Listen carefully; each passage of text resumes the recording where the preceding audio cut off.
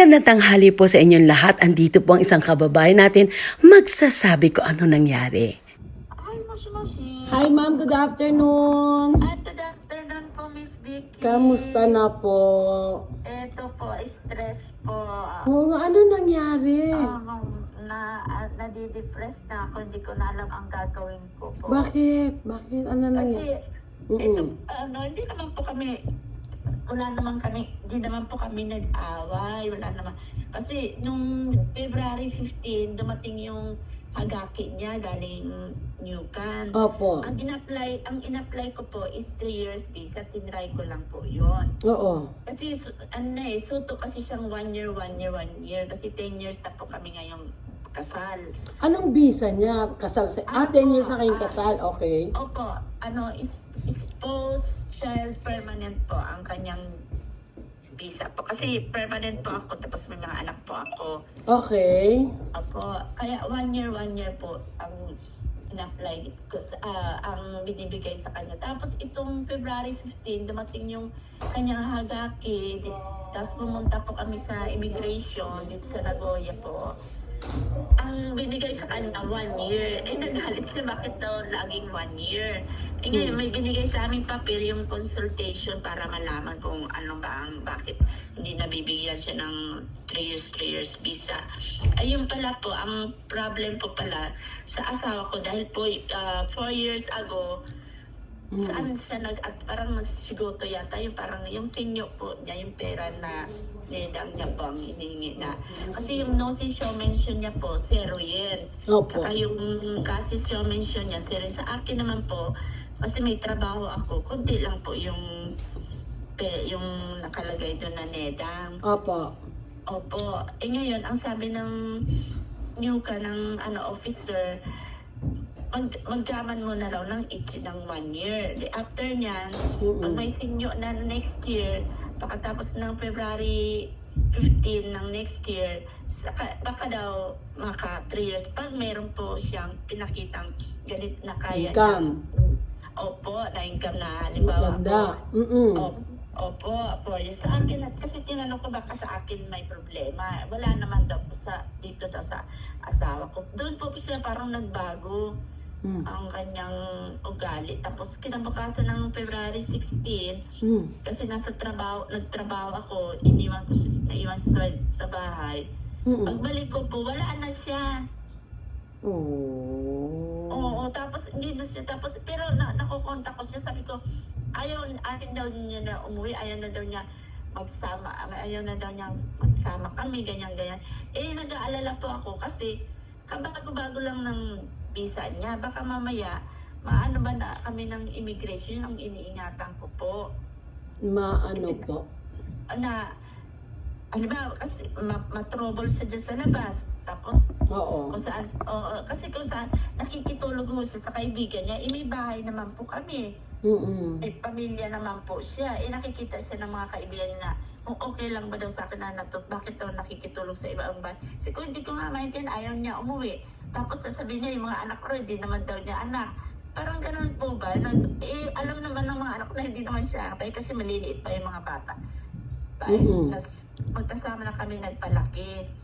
Hanggang ngayon po, hindi pa po siya umuwi. Pinapauwi ko na, sabi ko, umuwi ka na, ayaw na niya, gusto niya daw mag-isa. Sabi ko, ang visa mo, sabi ko, kung alam ko lang kung visa lang palang inantay mo, hindi na sana kita, in-extend. Parang lumalabas, visa lang yung inantay mo, tapos umalis ka na. Parang may plano siyang na hindi ko alam. Tapos, nung pumunta po ako sa City Hall, kasi mag-isa lang pa, kasi 4 po yung anak ko, meron pa akong kokose. Pero may mga work naman po yung 2 kong anak. Nag-apply pa ako ng nag-try ako na mag-apply ng second sugo. Mau-okay naman po sana ako. Kaso, may asawa ka. Pwede naman daw po yun kasi hindi, kasi sinabi ko po ito na hindi na umuwi sa bahay yung asawa ko. Hindi naman po kami nag-away, ganito, ganyan. Sabi ko po, So in-apply mo na kagad nung umalis siya? nag-antay muna ako ng mga linggo. Mga 1 week, opo. Kasi hindi ko rin po alam ang gagawin ko. Ang sahod ko na mababa lang po. Okay. Sa trabaho namin. Permanent ka na kasi? Opo, Okay. permanent na po ako. Mm-mm. Pumunta po ako ng City Hall. Okay na po sana. Humingi ako ng advice sa anak kong bunso. Sabi ko, nag-apply ako ng Sekat Suhugo. Tapos ganito yung mga requirements, kailangan ng ang mga requirements, mga bank book, ganyan po. Opo. Tapos po, biglang tawag naman yung City Hall namin, na yung tanto ko, na pupunta raw siya sa bahay namin. Okay.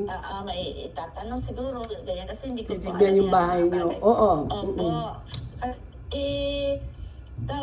Sinabi ko po sa anak ko na bukas pupunta yung tanto. Sabi ng anak ko, mama, sabihan mo na, wag mo na ituloy yung Sikat Sugo. Kasi malaki kasi ang sinasahod ng bunso ko pong anak. Oo. Sana hindi mo siya kasama sa bahay, ganun.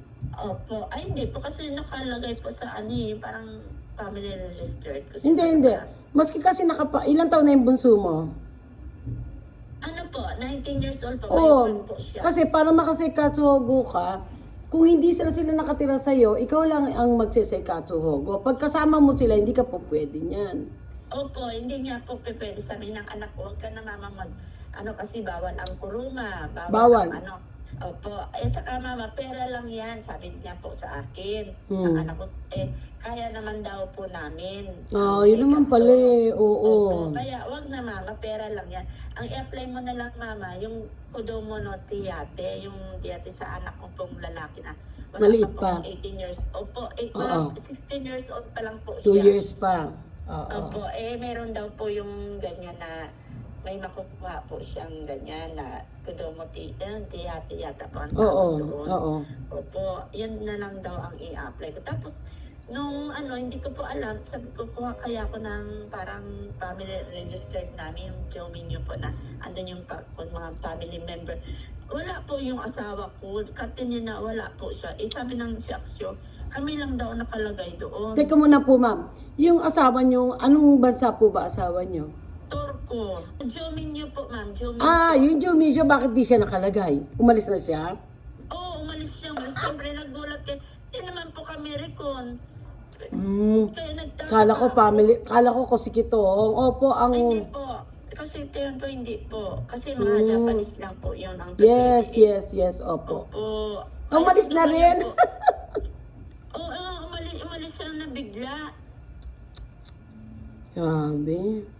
Oo, grabe po yung binigay sa akin ng para siyang nagigita po siya. Tapos nagkaroon pa ng problema, na-aksidente, nabangga pa niya yung salamin ng coin laundry. Ala. Oo. Ngayon, bigla na lang siya tumakbo, tumatawag yung sompohokin sa anak ko. In-explain ng anak ko na biglang umalis yung utosan niya. Tapos ayaw nang umuwi dito. Tapos nawala pa siya sa aming Jominyo, sa aming family namin. Oo. Na sabi naman nung yukunay daw yun, ibig sabihin, waroy daw yung ginawa niya. Ngayon, ang kanya po, pag hindi niya yun mabayaran, kami po ang magbabayad. La. O hindi man lang niya inisip o yung Problema. Nakadikit pa naman kami, yung visa niya, nakadikit din yung pangalan namin, kami mag-iina. Kasi mahilig po, lapitin po siya ng mga trouble. Every year po, na-aksidente siya. La. Every year po siya, na-aksidente ng sasakyan. Ngayon sasakyan na naman po. Kaya sabi niya, ng mga ako, mama, wag mo na ano yun yan, sabi niya. Hiwalayan mo na yan kasi lagi na lang may problema, dinadala rito. Mamaya, umuwi na naman, problema na, laki na naman problema. Oo nga naman. Oo. Hindi ko po alam, alam ang gagawin ko kung kasi bigyan lang siya ng visa, kung alam ko lang na ganun pala ang plano niya, lalayasan niya po ako. Pero ma'am, anong unang visa niya rito? Ay, po ma'am, tourist, tapos naging nami, yung parang 6 months. Ay, mga refugee namin. Oo. Mga refugee po yun. Oo. Opo, hanggang sa nagpakasal po kami, nabigyan po siya. 1 year. Opo, sutok po yun na 1 year. Pero nagsisigoto naman po siya. Di maring hindi eh. Oo, yun ang problema lang po, 4 years ago, saan daw siya nagtrabaho? Para kami pa po ang lumalabas na kami ang nagbubuhay sa kanya kasi kami ay yung guarantor niya. Kami ang parang may income na pinakita. Kasi yung kasi show ko po, saka no show, meron naman po mga nakalagay na sikat. Pero mababa lang ang halaga. Oo. Opo. Pali, ano pong gusto niyo mangyari ngayon? Ang gusto ko pong mangyari, ano ho ba ang gagawin ko? Kasi bigla na lang po siyang, baka mamaya masilip pa yan. Siyempre makikita naman yan siguro ng immigration na. Tapos ang Nag-skip address po. namin iba. Opo. Ngay- Tapos, Opo. Kung talaga pong ang damdamin nyo sa kanya is wala na, tapos na, okay na, alam ko po, is kailangan i-report nyo pa rin po yan. Ano maging desisyon ng immigration, sabihin nyo, wala na kayo sa buhay niya. opo. Kahit hindi naman po kami nag-recon. Hindi. Wala naman po kasi recon yan. Ang magre-recon lang po niya sa inyo sa Pilipinas. Under the Philippine law po kasi kayo. Siya kasi Turko eh. Hindi naman po kasi maririkon yan for foreigner eh. Opo, Ang naririkon lang yan talagang sa bansa mo o bansa niya, ganun. Bansa ganun natin. po ba? Opo, ang pagkakaalam ko po, no? Pero ang pinakamaganda pa, unang-una sa address, hindi na kayo magkasama. Maglabas po kayo ng Jumisyo. Meron pa akong Jumisyo. Yung bago, oo. Sabihin nyo sa kanya, magre-report ka na. Kung okay lang po. Wala naman po problema. Yun din po ang sabi sa akin ng mga anak ko. Kasi pag nagka-trouble, kami ang sikinin po niya. Tinanggal mo yung address dito, kukunin ng City Hall kung saan ang susunod mong address. Bawal po yun ang walang address. Kaya may address po yan binigay. Nung umalis po yan sa address nyo, hiningan po yan ng bagong address ng City Hall. Kaya trace pa rin siya ng immigration. Ay, ganun po ba? Opo. Ay, titingnan. Pag dumating po yung anak ko, puntahan namin yung building para makuha namin yung address. Okay, batin room. Opo, kung sa anong number ang room niya. Ayun. Yan lang po ang kinababa. Kaya Diba? yun nga po, kasi puro pa naman kami mga babae. Wala naman akong kamag-anak dito, kaibigan. Kaya lagi ko po kayo tinitingnan po sa Thank Facebook. you. Pag may mga opo. Po yung mga kaibigan niya, sinasabihan din ako na bakit hindi ko daw i-report sa polis yung ginawa niya sa amin. Tawag po ako sa polis. So, bumupunta ang pulis. Opo, mayroon po. Pag nag-report ka sa pulis. Sinasama din siya ng pulis, pero gaaway kami niya, pupunta yun din sa kaibigan niya po. Kaso umuwi po siya dito na after namin nagpulisan. Tumirit siya dito sa bahay. Tinatanggap mo. Tinatanggap ko na naman kasi asawa ko, nakakaawa naman po. Para, di ba, gano'n naman po talaga tayo. Ay, hindi. Pag ako binugbog, wala na. Ay, naku. Kaya lang kanya-kanya po tayong paniniwala. Kasi sa akin naman pong opinion ko, siyempre, asawa ko po yan, mahal ko rin po siya. Kahit gusto ko rin man siya, sabi ko nga sa anak ko, pag nakita ko siya, gusto ko siya sampalin. Sabi mo ng anak ko, wag mama, daste, dami. Sabi niya. Oo, talo ka. Kasi ang bahay, siyempre lagi po kaming mga wala rito, baka mamaya, may gawin ba siya dito sa bahay, hindi natin alam. Ay, naku, ingat po kayo. Opo, salamat po. Oo. Kaya nag-give po yun sa baby niya kasi kapapanganak lang po. Kahit ititinda niya. Kaso yung mangga daw, Order siya ng manggang hilaw. And then, siya naman nag-online para magbenta ng mangga. Nakakuha na siya ng Opo, mga sige. bayad. tig 1,000. Siyempre, yung mga dati niyang mga customer, buti na lang po ako, hindi pa ako nagbayad, pero nag-order na ako. Hanggang ngayon, wala pa yung mangga ko. Sabi ko, asa na yung mangga? Wala daw mangga. Kaya ngayon, nagka-problema siya. Kaya yung mga nag-order sa kanyang mangga, isa-isa niyang sinusuli. Kasi yung isa, inaaway siya. Diyos. Kasi hindi naman siya scam. Siya na nga itong na-scam. Meron po yan dito, marami po yan dito sa Nagoya. Talaga? Opo, karabihan po dito sa tapos yung bata, yung laging pinapanood namin sa TV na 17 years old na na pinatay po na tinapon sa dagat. Ang involved po, isang Pilipino na involved. Kaya sabi ko, tapos tinatanong nila ako, sabi niya, grabe, mama ne, kuhay na ne, Philippine Gin, parang ganun po. Tapos sa kaisa din namin, kuhay na daw ang Philippine Gin kasi naman kasama sa trabaho, ano ba yan, Pilipina na naman daw, nakakaya daw. Sabi, tinanong kaya ako nung biyanan ko na, ganyan ba talaga sa inyo? Sabi, hindi na lang daw siya nakakibo. Ako nalilito na ako, nadi-distress. Kaya simula ngayon, mama, huwag ka na mag-aasawa ulit, kami na lang. Sabi niya, tama na walang lalaki, kahit kaibigan, huwag ka makikipagkaibigan sa lalaki. Tama na yan, maano ka na kasi, kimutiwaroy daw. Deserve sa kanila yun na bigla na lang lalayasan sa lahat ng ginawang tulong sa kanya. Yun nga. Kami ang nagbibigay. Yung gano'n na lang ba? Yes. Oo. Tapos nandyan sa labas, kalat-kalat.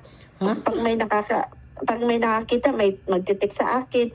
Asawa mo, nagbubuhay binata. Parang ganun ba? Aba. Di, ang sagot ko na lang, ayaan mo siya. Pag nagkasakit yan, bagsak yan, sa amin na naman. Pero ngayon, sabi ng mga anak ko, ngayon mama, hindi na, wag mo na yan tatanggapin. Nakaalis nga siya na meron palang matutulugan. Wag mo na siyang anuhin. At least nawala na rin siya sa ating sa Jominyo lang yan, sabi niya.